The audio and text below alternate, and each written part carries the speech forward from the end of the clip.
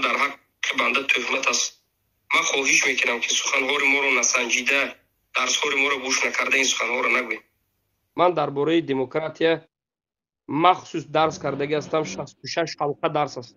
66 حلقه، قریب 50 ساعت درس است.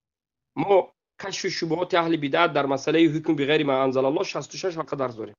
در درون توحید، درس توحید تقریبا یک 10 درس کردیم. در چند جو 100 قریب درس داریم. ما گفتیم این مسئله حکم کردن به حکم غیر الله این شرک اکبر است و این به یک چند شکننده های اسلام واقع شدن است. الله در قرآن گفته است ولا یشرک فی حکمه احد. در حکم الله کسی را شریک قرار نده. این الحکم الا لله امر الا تعبدوا الا ایاه.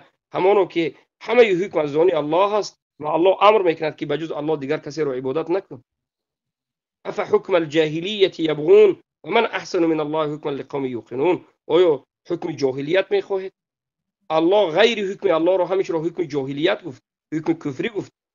حتی کسایی که حکم الله میخواهند، بگیم حکم غیر الله میخواهند، ولی حکم غیر الله تطبیق نکردن، فقط میخواهند، کافر گفت.